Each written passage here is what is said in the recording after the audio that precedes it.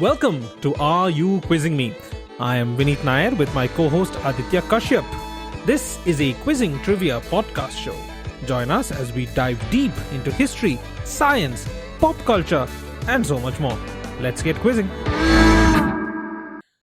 And we're back for episode number 105 of Are You Quizzing Me? Your favorite quizzing and trivia podcast show. Aditya and I are back for another round of quizzing. And let's start off today's episode very quickly with an audience question. And the question is as follows. This name, perhaps best known to us as either part of the name of a feminist author and poet, or as the title of a 2009 vigilante film starring Vikram, it's one of the names of Lord Muruga, a Hindu deity, and means Lord of War. However, for a native from the west coast of India, one could be forgiven for thinking the name means Lord of Onions. What is the name? Let me repeat the question. This name, perhaps best known to us as either part of the name of a feminist author and poet, or the title of a 2009 vigilante film starring Vikram. It's one of the names of Muruga, a Hindu deity, and means Lord of War. However, for a native from the west coast of India, one could be forgiven for thinking that the name means Lord of Onions. What is the name? Try and guess the answer by the end of today's episode, and I will reveal it as usual at the very end. I can see Aditya scratching his head, which is good because it means it's a good question. And it basically makes me feel really bad that this is not a question I came up with. This is one of Annie's classic questions, so you can see the class of the question in the question itself. The part about somebody from Western India would think of it as a Lord of Onions was very Annie. Like, I was going to just say that this sounds like Annie. Yeah, it is Annie's question. Okay. For those who came in late and who do not know, Annie is Aniruddha Sengupta, a quizmaster extraordinaire from Goa, who's been a friend of the podcast and has been on a few episodes as well. Go check out our back catalogue to find those episodes in which Annie does appear. So, Aditya, why don't you start us off with your question? All right. Let's do something I believe you'll crack very quickly. Oh, no, I hate these. Oh, no, I'm pretty sure you'll do it very quickly. And let's try that out. What event has happened thrice in history? Once in the 13th century, once in the 15th century, and once in the 21st century. 13th century, 15th century, 21st century. Is it some kind of astronomical phenomenon? I would imagine astronomical phenomena happen at some sort of regular interval. Though that's a good guess, but no. No, because I was thinking of and deep cut for those who watch the show, the Van Buren supernova. Yeah, so supernova, sure, fair enough, won't be a regular occurring event. Would be randomly spaced out. But no, not an astronomical event. I'm actually being a little vague because there might be other answers which fit this description. Yeah. So let me be a little bit more specific. This happened first in 1294, second time in 1415, okay, and the third time in 2013. I was tempted to say the fires in London, but no. When you said the first two, my head was like, okay, I think he's going to say 93, 94, 94, 94. I was thinking of plagues, plague outbreaks. But that's not it either. No. Something that's happened only 3 times. 2013, 2 popes. All right, fair enough. Yeah, I'll give it to you. Not 2 popes exactly. Basically, resignation of popes. Resignation, yeah. So when you have a resigned pope, okay, the papacy is in office till death. Right. So technically, even if somebody does resign, they are still popes. Hence, 2 popes. I guess, I don't know. I'm not very well versed with the intricacies of the papacy and what happens at the Vatican. Though I believe that the first time it happened was to Pope Celestine V. And he was actually some sort of a hermit, a monk, sort of a guy who was very upset at the Roman Catholic Church. And he wrote an angry letter to the cardinals. And this was during a 2-year election. As soon as they received the letter, they elected him. The Pope, because they were on him. And he tried to escape that, but unfortunately he couldn't. He had to be made the Pope. One of his only acts, he tried to pass a few acts. One of his only acts was to decree that popes could resign, and he did so 1 week later. I think those are called the papal nuncios, right? The acts or the decrees of a pope, they're called papal nuncios. Exactly. So very few of his nuncios have lasted. The only one which has lasted is the ability for a pope to resign from that office, which has been exercised as recently as 2013 and only the third time in history. Oh, okay. That's nice. That's Ratzinger and so Pope Benedict and Francis, right? Yes, that would be it. All right. Now, since we're talking about the papacy and electing a pope, and since that is something relevant right now, though probably not when this episode airs. It'll be long done by the time this episode is out. I want to ask you if you know about this particular movement called Sedi-vacantism. What? Sedi-vacantism. Are you sure it's not pronounced Sedi-vacantism? I think it's vacant because it's something to do with vacancy. Vacantism?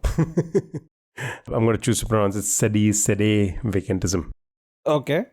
No, I mean no. Yeah, so that was a question. No, I have no idea what Sedi-vacantism is. Okay. That's not the interesting part question. Okay. Sedi-vacantism is a traditionalist Catholic movement which holds that since 1958, death of Pius XII, there has been no pope. The occupiers of the Holy See are not valid popes due to their espousal of one or more heresies, and that, for a lack of a valid pope, the See of Rome is vacant. Yes, I'm aware of that concept. I didn't know it was called Sedi-vacantism. Yeah. One of the famous vacantists, I guess. Vacants. Let's be French for this one. Sedi-vacant was this gentleman by the name of Monsieur Houghton. That's Monsieur. Monsieur. Monsieur Houghton. Also probably called Mr. Hutton. Okay. This gentleman was an American conspiracy theorist, a Holocaust denier. Okay. He wrote about Sedi-vacantism. Okay. He also fought in the Second World War. So he was a World War II veteran.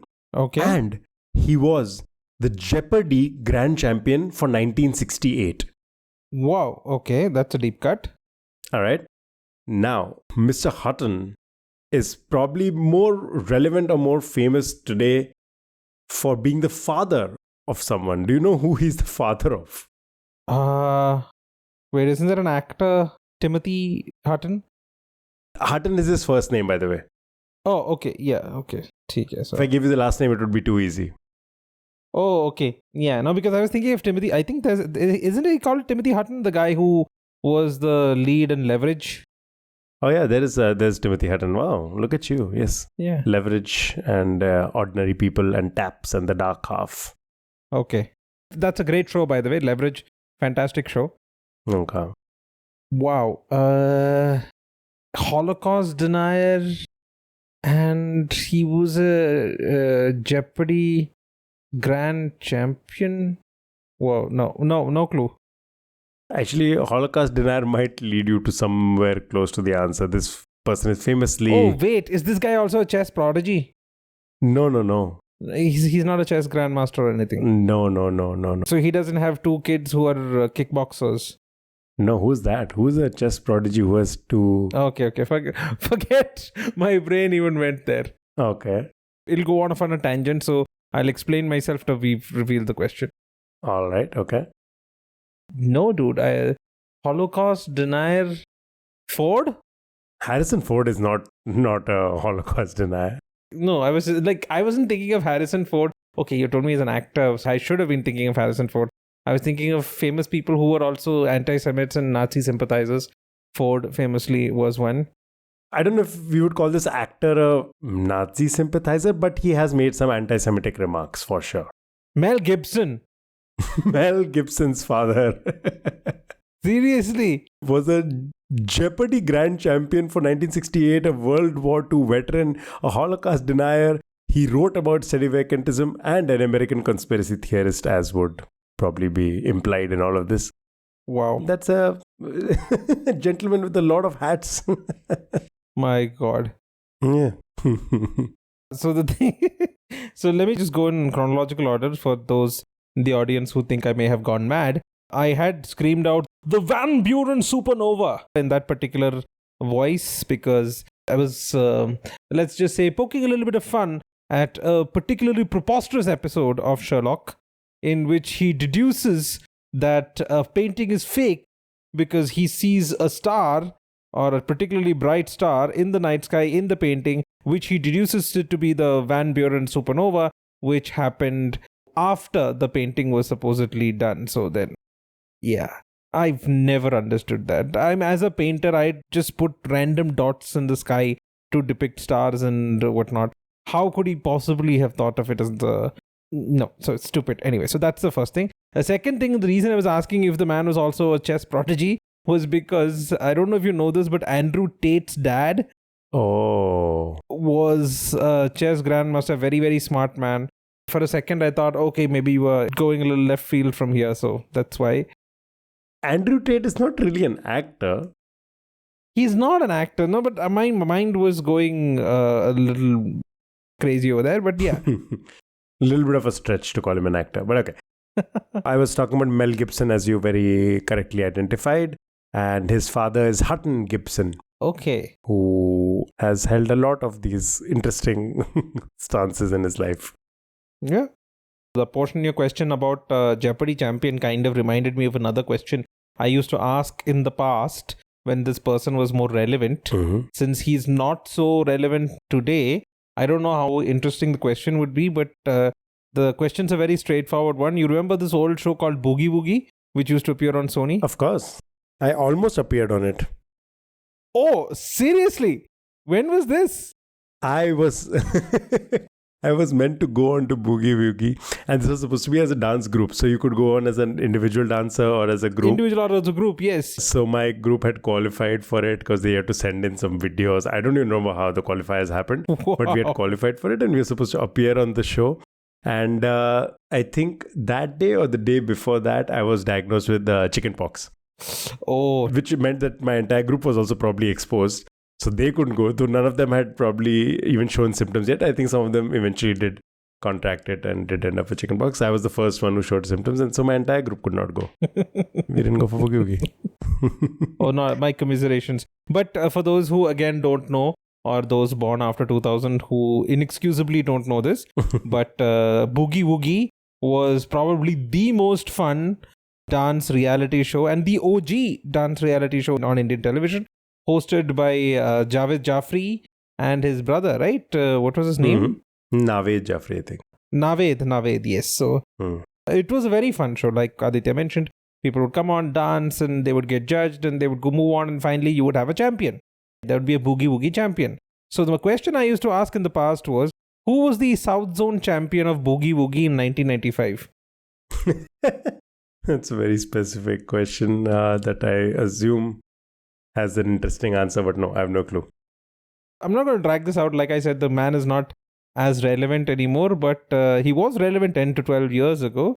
The person I'm talking about is S. Srishant, the cricketer. Oh, what? That's kind of cool. He can shake a leg. If you've seen him on these award shows or wherever he now appears a little bit, or even in the past where he used to appear, he used to always shake a leg a little bit. Mm-hmm. He can cut up a rug, I think is the term. Tell me if I'm making a fool of myself here. Cut up the rug. No, I don't think it's called cut up the rug. It's called cut a rug. If it isn't already, then it should be from now on. It should be. Yeah, it should be. We should have t-shirts made. Cut up a rug. Cut up a rug. No. It's cut up a rug. Oh, cut up a rug. Oh, this is some indulgent humor right here. Okay, that was a segue to absolutely nothing because the question I have planned has nothing to do with this, but it is a fantastic question, I feel so.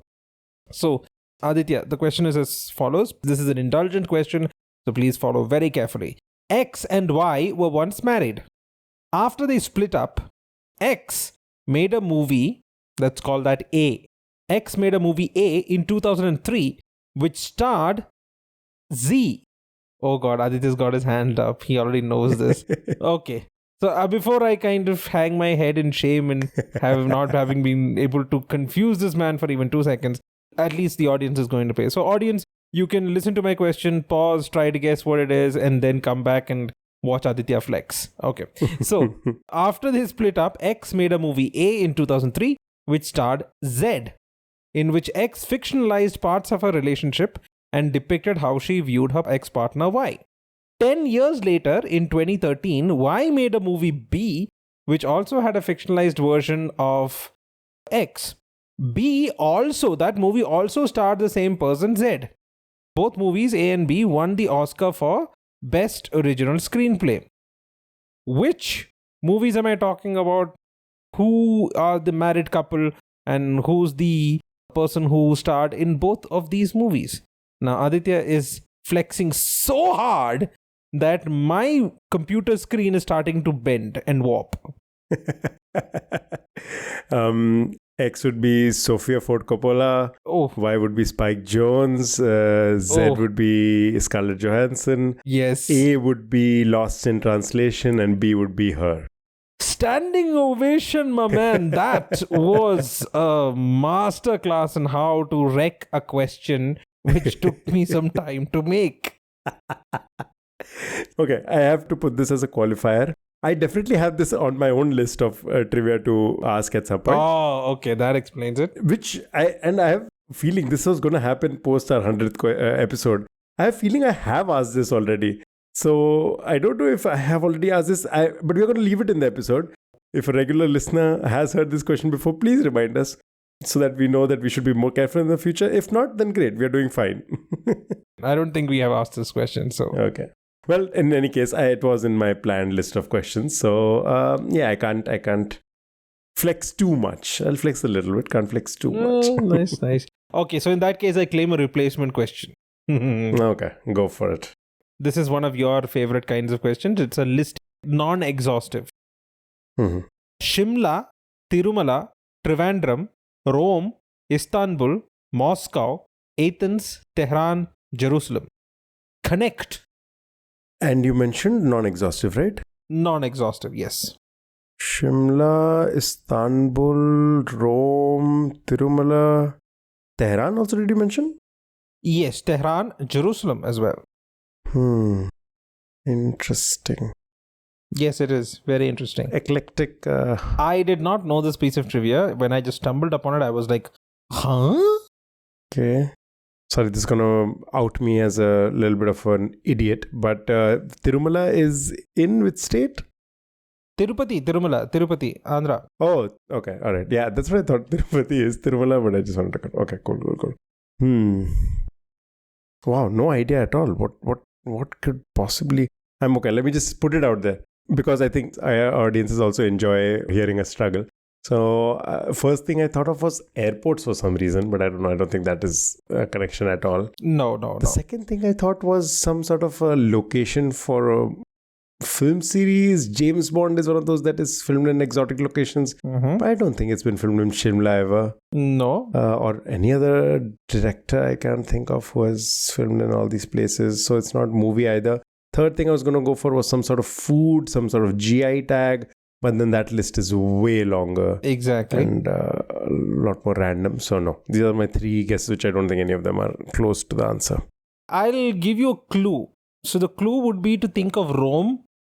Because Rome, like if you asked about this trivia, what I'm giving as the answer to this question, if you asked about that to somebody, chances are they would only say Rome. Or at least most people. Because Rome is most famous for this. Not that the other cities are not famous, but they're famous for that. Maybe in that vicinity or locality or people of that area know about it.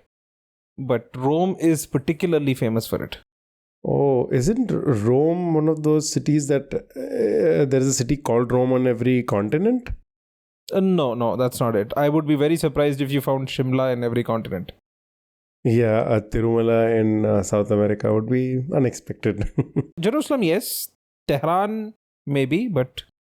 Fair enough. And so Rome would be the most obvious answer to this trivia question. If I reversed it. If I did a Jeopardy version of it. The trivia that comes to mind with Rome, and maybe because it's in the news right now, is always the Vatican. No, nothing related to the Vatican. Okay, no idea then. No clue. Okay, this is basically a combination of history and geography, both combined. So there's something geographical, which is very important for the history of these cities. Something geographical. Their terrain is also pretty different. Shimla, Tehran. You would think so, but apparently not. Is Rome, is it in a valley? Are these cities in valleys? Oh, very close. But there's something else. There's a sobriquet or sobriquet, which is usually referring to Rome, which is actually not so unique. What's a sobriquet for Rome? The ancient city? I don't know what the sobriquet is for Rome. No idea. Mm-hmm. I think I'll need a more specific clue because I'm really grasping in the dark right now. No idea what the sobriquet for Rome is. Ooh, okay. Let's also give you a clue that it involves a quote-unquote holy number. 7. Something to do with 7? Yes. 7 hills or something? Is there something like that? Or what? Yes, Rome is known as the city of 7 hills. Okay. But not just Rome, there are a huge host of cities which claim to have been built on 7 hills. Oh, okay. This is interesting. Which include Shimla, Trivandrum, Tirumala, Rome, Istanbul, Moscow, Athens, Tehran, Jerusalem, St. Paul, Minnesota, Staten Island, New York. In India itself, Bhopal, Mumbai, apparently it was known as 7 islands. Samu. Yeah, so that. Amman from Jordan, Brussels from Belgium, Prague is supposed to have been built on 7 or 9 hills depending upon who you ask. Very interesting. So this could potentially have some sort of mystical relevance also, like people choose to count only the 7. Yes, possibly. Yeah, maybe that's why people either chose this or retrospectively want to call it that way. Even Athens. The historical 7 hills of Athens are Acropolis, Areopagus, Philippapu, Hill of the Nymphs, Sphinx, Lycabettus, and Turkophonia. I have climbed Mount Lycabettus. Very lovely view of Athens from the top of Mount Lycabettus. Really? I was hoping I'll hear that name. Very nice. What do I do with this bugger now? That was not a flex. I mean, it sounded like a flex. I just need to clarify that was not a flex. It was just... Yes. It's what we call in the industry as a humble brag. Yeah. Humble brag. That is it. But chalo, you got it in the end. Very cool. I was very surprised by this fact that so many cities... There's an entire Wikipedia page on the list of cities claiming to have been built on 7 hills. Go check it out. Okay, very cool. I will have a look. Your turn. All right. Since this is an interesting phenomenon, I'm going to segue to another interesting phenomenon, I guess. Okay. Yeah. Identify the phenomenon that was first pointed out by marketing strategist Dr. Dan Herman in 1996, who conducted research and published the first academic paper on this topic in 2000 in the Journal of Brand Management. Okay. This coincided with the advent of the internet. Okay. Before the internet, there was a related phenomenon, which would probably best be characterized as an English idiom. Okay. And this idiom originates with the comic strip created by Arthur Momand in 1913, which ran until 1940. 1913 to 1940? Yeah. Wow. I am completely lost in the weeds here. So there's some phenomenon which was reported by this guy called Daniel Herman? Correct. Dan Herman. Okay. Now let's get a little bit more specific. I'll give you some further history attached to this. Okay. Author Patrick McGinnis coined the term that we identify this phenomenon today with. Okay. And popularized it in a 2004 op-ed in the Harbus, which is the magazine of the Harvard Business School. Okay. So it's a business terminology, I'm guessing. Marketing, business. That's what is interesting. It's not really a business terminology. It's not really... First, the phenomenon was identified in Journal of Brand Management. The related phenomenon, which was before the internet, came up in the comic strip from 1913 to 1940. And the term itself, which we probably today recognize it most popularly with, was coined by the author Patrick McGinnis and popularized in an op-ed in the Harvard Business School magazine Harbus in 2004. So this is kind of the history of this particular term, which means a certain phenomenon. And the comic strip was from 1930 to 1940 and was authored by? Arthur Momand. That does not ring a bell at all.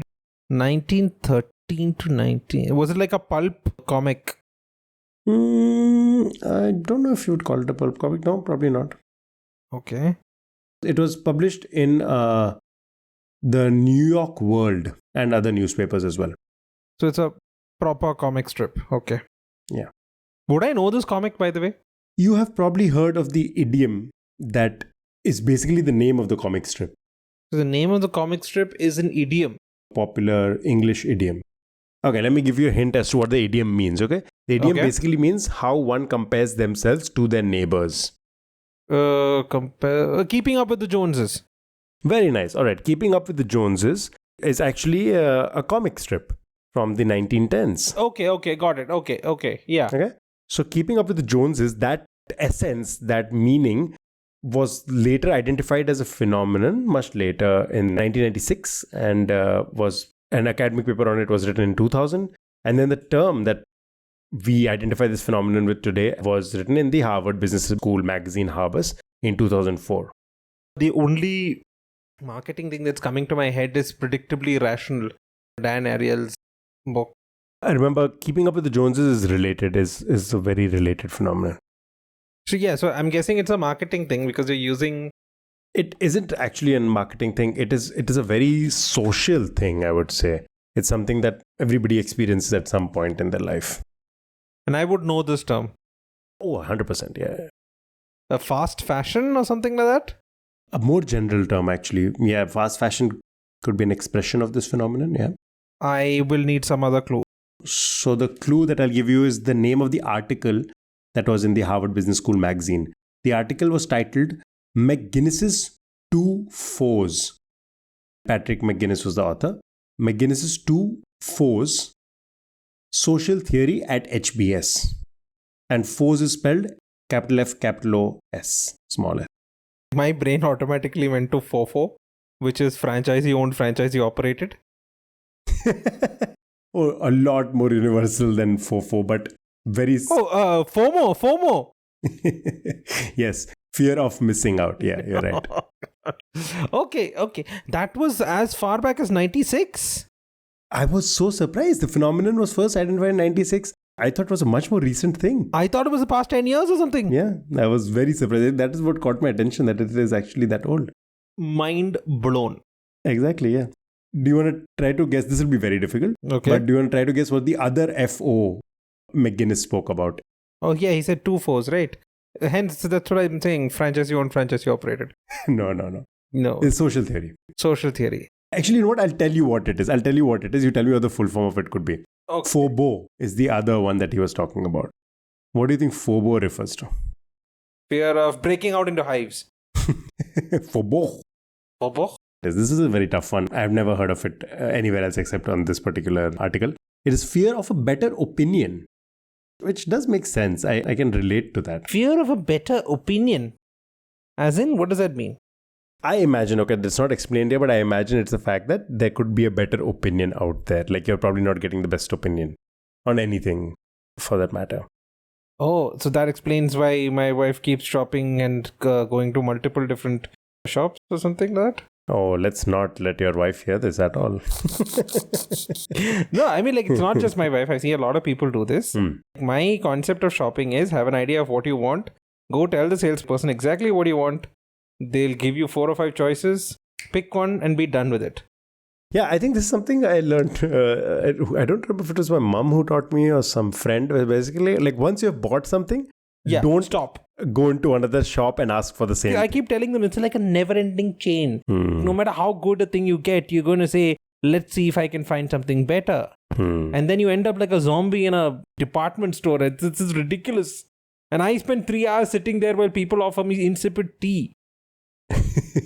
Hey, listen, honestly, if you're doing stereotypes, I would say going shopping for the same thing multiple times is better than men who go through midlife crisis and end up starting podcasts. Starting podcast. That is fair. I think as far as gender stereotypes go. I am self-aware. I can probably call myself middle-aged, but not Aditya. He's still young. Kuwara. Fast approaching. Okay. So FOMO actually traces its history back to the 90s. Wow. Did not know that. All right. Your question next, Vineet. Yes, it is my turn to inflict the pain. Okay, I'm fairly sure you know this, but I'm going to ask it anyway.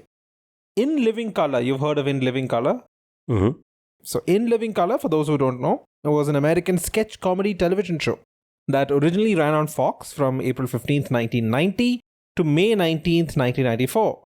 Keenan Ivory Wayans, yes, of that Wayans, created, wrote, and starred in the program.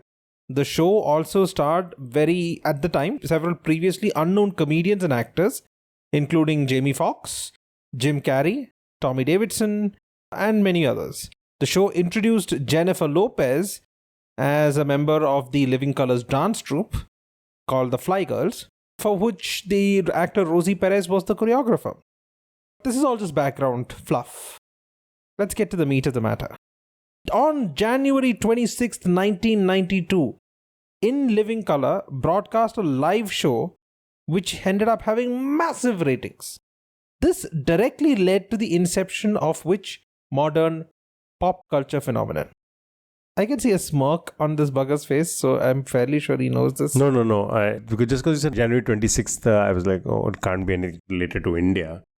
On January 26, 1992, In Living Color broadcast a live show. Massive ratings. Okay. And that directly led to the inception of which modern day pop culture phenomena? No idea whatsoever. So I will give you a clue. The live broadcast was a counter program for something that was happening on Fox's rival CBS. Okay. January 26th. 1992. I was going to say, is it something to do with the presidential swearing-in ceremony, but that would happen in 1993. This phenomenon, actually, the live show was in 1992, but the result of it was seen in 1993. Okay. Specifically, January 31st, 1993. Okay. And I'll give you one more very famous piece of trivia associated with the thing that happened in 1993, is that it was 2 minutes late.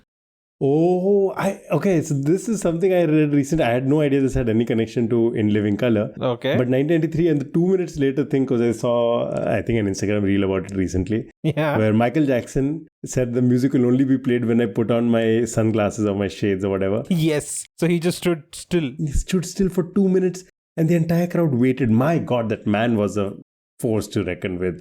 Genius. Whatever his legacy might be and his controversies, but you cannot deny the fact that he was something exceptional on stage. Yes. So this has to be the halftime Super Bowl halftime show. Yes. So you've got it right. It is the Super Bowl halftime show. Let's rewind the clock to prior to 1992. So prior to 1992, it's not that the Super Bowl did not have a halftime show. It did have a halftime show. But those were like small variety acts, marching bands and that kind of thing. Quite boring. So if you go on YouTube, you can see some vintage. I think there's one 20-minute performance from 1983, which was really, really boring. Not even considering the shitty television quality, but it was really boring. Mm-hmm. And in 1992, when In Living Color broadcast their live show, they broadcasted at the same time as CBS's live telecast of the Super Bowl. This basically took away a lot of their audience, the Super Bowl's audience. This prompted the NFL to book A-list acts for future game entertainment, starting with Michael Jackson the following year. So Michael Jackson's iconic show and a lot of other iconic things that have happened, including something very infamous, courtesy Justin Timberlake. Has also happened. Yeah. All of that happened because In Living Color broadcast a live show which took away so many eyeballs from the Super Bowl that they decided, nope, we're not going to do that anymore. Interesting. Very interesting.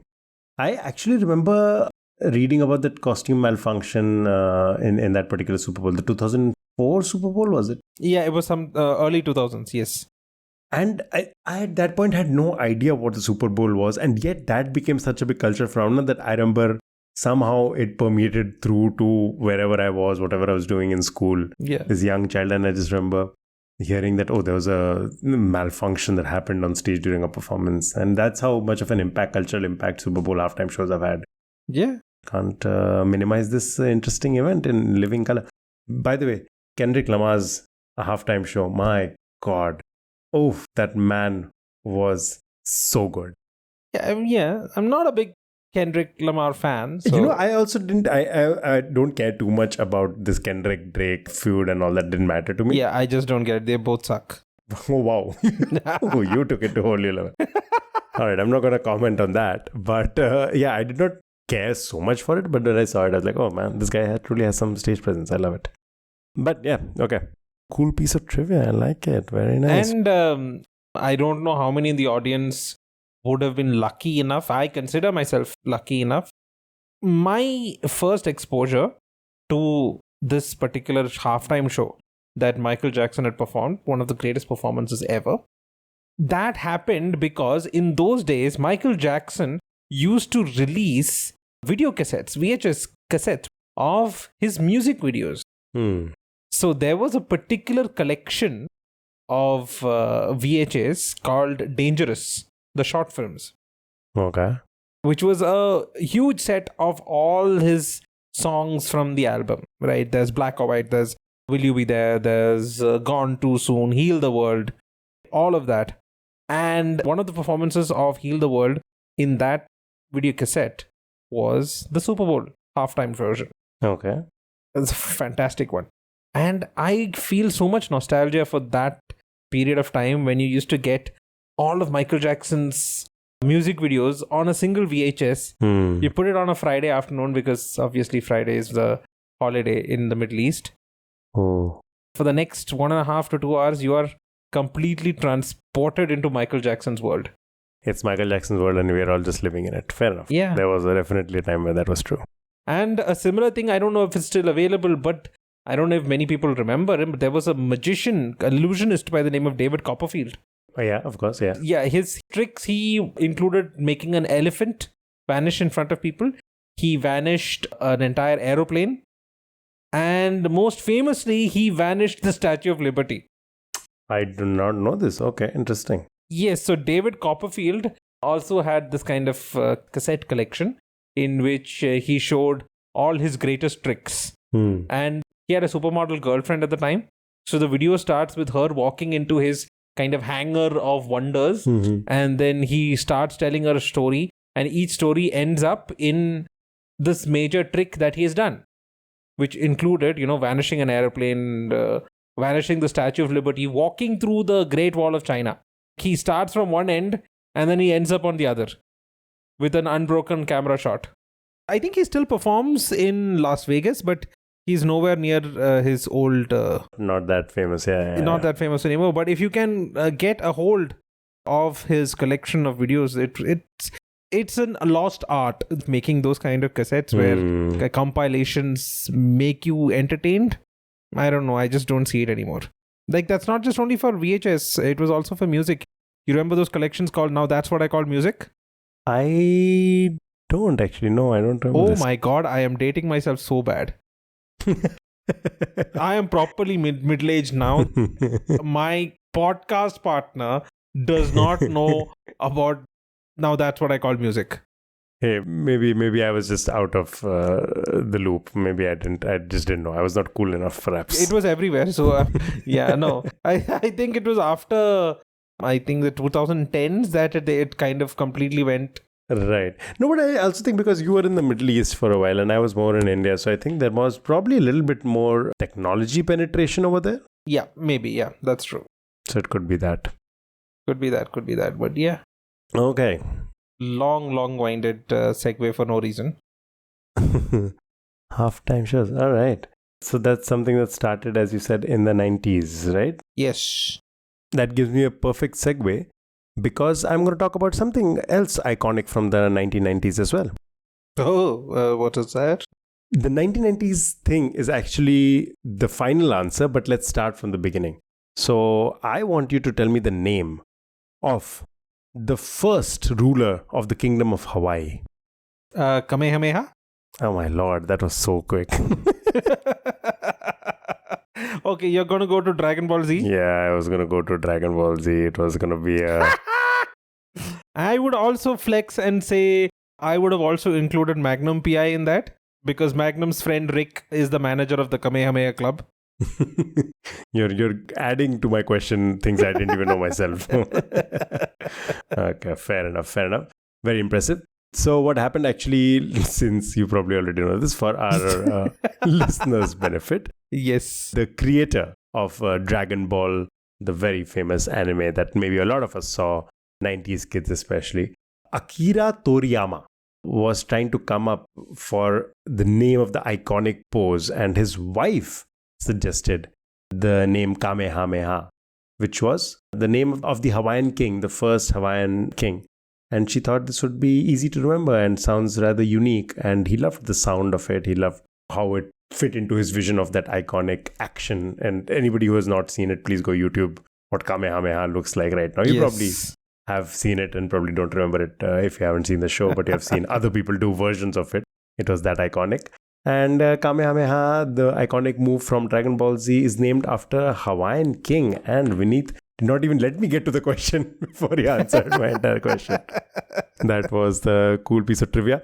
Though I will pass this on to Udayan Sen, whose question, by the way, Vineet also asked in a previous episode. Oh, nice. Udayan was kind enough to send me some questions as well.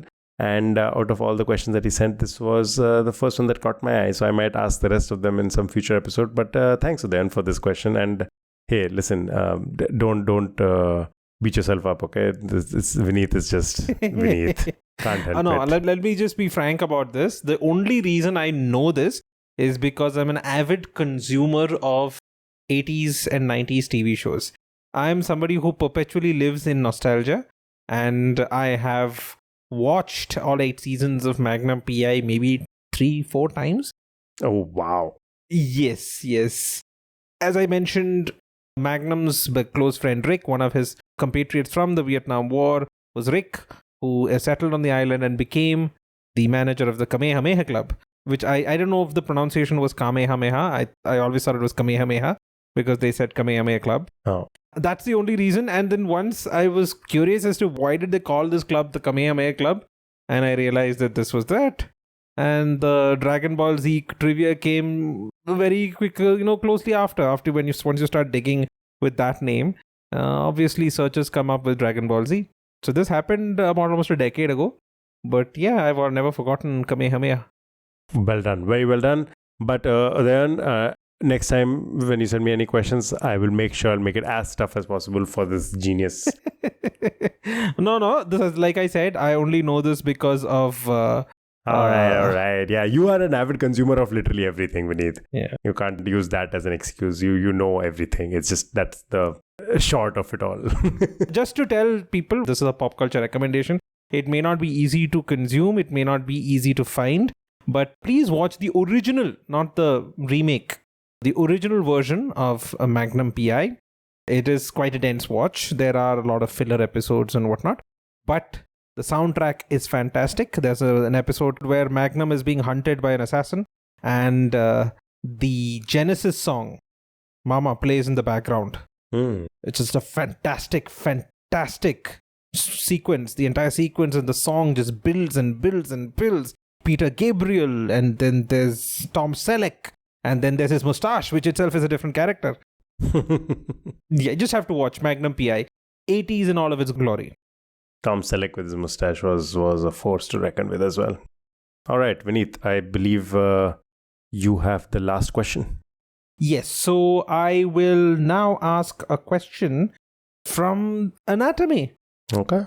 So it's a very simple question. Which organ in the human body was named after the scientist who discovered it and a musical instrument? An organ named after the person who discovered it and a musical instrument. I don't know why. Is pancreas the answer? No. Okay.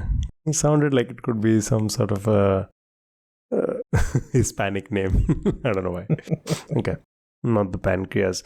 Then I'm sure there are a lot of things named after people who've discovered it, but this is, oh, you said an organ, so it can't be like a bone or something, right? It's not a bone, it's an organ. It's something you've heard of, Okay. but you probably think it's named after something else. Oh, okay. The esophagus. Nope. Okay, I'm just trying to think of things which I can't think of any clear etymology. Though honestly, I can't think of clear etymology for any of the organs. I don't know what stomach is named after. The brain, because the brain discovered itself. Come on, Vineet, you gotta give me that one. What musical instrument are we talking about then? Something vibranium. Oh, never mind. I'm gonna stop now. Oh my god. Something to do with vibrations. That is so stupid. No. Some organ that is named after the person who discovered it. Okay, give me some hint. Okay, think women. Women. Ovary. Can't think of an instrument close to an ovary. Is it ovary? I don't know. I'm just. It is not. Okay. Women. What else? The uterus, again, not an instrument, right? No, it's not. Don't beat yourself up. To be honest, when I asked this question to my wife, again, she's going to kill me for saying this, but she had most of your same guesses as well. Okay. Breasts, mammary glands, fallopian tubes. Huh? A fallopian tube? Yes, it is the fallopian tube. What? I know, this was my exact reaction. This some Mr. Fallopian? Actually, I shouldn't assume it is Mr. Fallopian. It could be Miss Fallopian also. Who discovered fallopian tubes? It was discovered by a 16th century anatomist by the name of Gabriele Fallopio. Italian, obviously. Okay. So we call it the fallopian tube from the name that he gave it, which was tuba utri. And he gave that name not because it was a tube, but because the structure resembled tuba. A trumpet. Not exactly the tuba, which was a trumpet-like thing. So then he basically named it trumpet tuba, which is near the utri, and hence called it tuba utri. And when it was anglicized, they were like, okay, so then it's Fallopio's tube. Fallopio's tube. Okay, that's pretty cool. The tube comes from tuba, not from a tube, even though it is a tube. So we never know. Somebody might have been very clever while naming it. Interesting. Okay. I just pulled it up on my computer because I was trying to figure out what this man looks like. I don't know why I wanted to see him. Gabriele Fallopio. He is also someone after whom Fallopian Canal is named, which is in the skull. Yeah, that's not a very popular one. Yeah. And some fallopian ligament as well. So quite a few body parts named after this guy. Oh yeah. There are a lot of people who have multiple eponyms in the human body. All right. Well, what part of the human body would someone name after you, Vineet? Well, why would they name any body part after me? I don't know. You're in the medical sciences. You might make some medical scientific discovery. Yeah, if I was born like 400 years ago, that would make sense. Okay, I'm sure most of the organs in the human body are discovered, but maybe like. Oh no, I'll tell you the one thing they could possibly still name after me is a new gene that's discovered, which basically has a mutation in that gene causes somebody to be compelled to host a podcast.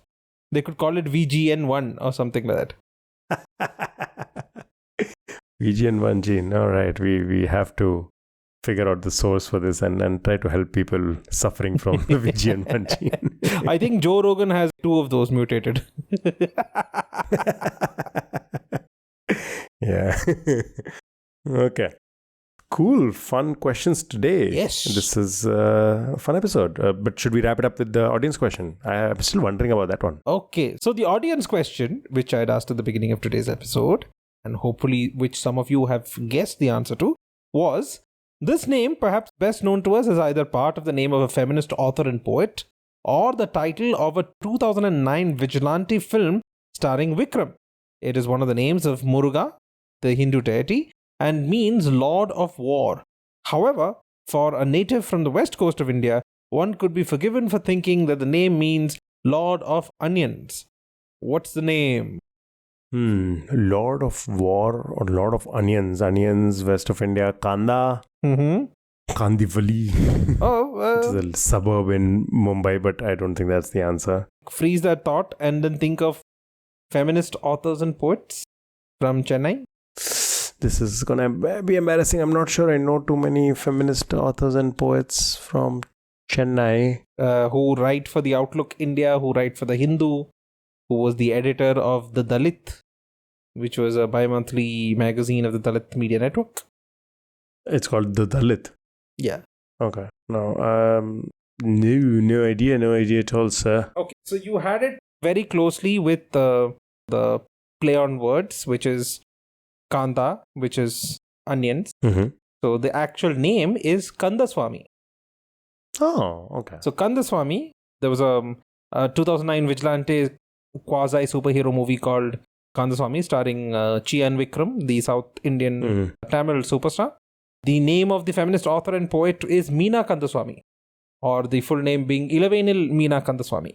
And the name is also one of the names of the god Muruga, also known as Kartikeya. And it means Lord of War, but you could mistake it for Lord of Onions. Lord of Onions. Pretty cool. I'm woefully ignorant about Meena Kandaswamy, but I will try to correct that as soon as possible. And once again, shout out to Annie. This was his question, which he asked in one of his quizzes. So I poached it and I own up to my theft. So thank you, Annie. Oh, Annie would only be proud of you, Vinny. That was a great question. And due credit to a great quizmaster for coming up with it. Yeah. So, Aditya, before we wrap up, what's your pop culture recommendation? The first and perhaps the most important recommendation I can make right now. Please go to the theaters and catch it. Though I believe by the time this episode comes out, it won't be in theaters anymore. But I hope you have caught it. If not, catch it on your OTT platform. Sinners. Oh, what a phenomenal film. I saw that on IMAX. It was amazing. That was such a good film. Spectacular. This movie, if it does not get recognized at the Oscars next year, I am going to stop watching Oscars and I'm going to stop caring about them. No, seriously. It is just fantastic. And it's a musical that doesn't feel like a musical. Yeah. There's no song, there's no performance in that which kind of stands out as this is just a song they put in. Everything is seamless. A friend asked me to describe the genre and I was like, I don't know, horror, but thriller, but with a lot of socio-political commentary. Yeah, and socio-political commentary, musical. I was like, it defies every single genre label I can think of. Exactly. And it somehow is better than anything else I've seen in a long, long time. Yes, and Michael B. Jordan as the Smokestack Twins. Oh, so good. Props to him. I could, without even they were very helpful with the blue cap and the red hat. But even without that, just his body language and his dialogue delivery, you were able to make out who was Stack and who was Smoke. It was phenomenal. Which, by the way, due credit to the director Anne Coogler, who has been making some great films. I was actually not that big a fan of both the Black Panthers. They were decent films, but whatever. Films, yes. I didn't get too much for them. Creed was phenomenal. I really liked Creed. So Michael B. Jordan has been in every single film of his, and Sinners is the latest outing from director Anne Coogler starring Michael B. Jordan. And you must watch it. You must watch it on OTT. And not just watch it, you should listen to the soundtrack. The soundtrack. I have been obsessing. Oh my God. It is so good. So good. I know we're gushing over this movie, but I too had it on my pop culture recommendation list. You should see it on the biggest screen possible. I know this is going to be really bad because by the time this episode comes out, the movie will be way long ago. It would have gone out of theaters. But I saw it in IMAX and I did not regret it even for a second. The movie just pulls you in. But what I really loved about it was the inspiration behind this thing was one of my favorite legends, which I've also asked as a question on this podcast. Okay, so that's a spoiler. Okay, then after the podcast ends, you have to remind me because I don't remember. Yes, I'm going to tell you after the podcast. Cool. Very cool. All right. That is, I think I'm going to leave it at that because I've gushed enough. Yes. So that is my pop culture recommendation for today. I've already given a bunch of pop culture recommendations this episode, and I join in with Aditya. Definitely Sinners. I think it's one of the best movies of 2025 so far. Yep. Really good. I've already recommended Magnum PI, which I would, recommend everybody please watch. It's a fantastic show. There's nothing more to be said about it. Just go watch it wherever possible. If you want to pick out one particular episode, I would say, have you seen The Sunrise? Part 1 and Part 2? Fantastic. And if you're a Psych fan, you know what I'm talking about. And the other show that I recommended in today's episode was Leverage. Go watch the original run, and then you can watch the fresh new version, which I don't believe is as good as the first 5 seasons, but definitely Timothy Hutton, fantastic performer. That's great. And Sinners as well. Again, Sinners. Trust me, it is better than what we've told you. Yes. We've gushed enough and we've gone on long enough. Today's been an episode where we've gone on tangents quite often, and hopefully that hasn't bored you. And that's all for this episode. No more rambling, no more tangents anymore. Thank you for listening in. We hope you enjoyed the show and learned something new. If you liked what you heard, please consider subscribing to our podcast and leaving us a review on your favorite podcast platform. I'm happy to say we have a 5-star rating on Spotify and on Apple. We'd like to keep that and increase the count if possible. So please, if you haven't already, leave us a review and give us a 5-star rating. It helps us reach a wider audience, allows more people to discover and enjoy the show. We'd also love to hear feedback, suggestions, even trivia. You can send us questions like Udion Sen did. You can just send them to us at the email areyouquizzingme@gmail.com with the name of the quizmaster in the subject line. You can reach us on Instagram at areyouquizzingme. You can also participate in the community of people who follow us on Reddit at the subreddit r/areyouquizzingme, and we are also available on YouTube. We appreciate your support. Look forward to sharing more episodes with you. Thanks again for tuning in and have a great day. See you guys next week. Zeus, Apollo. Watch Magnum PI, you'll get it. Bye.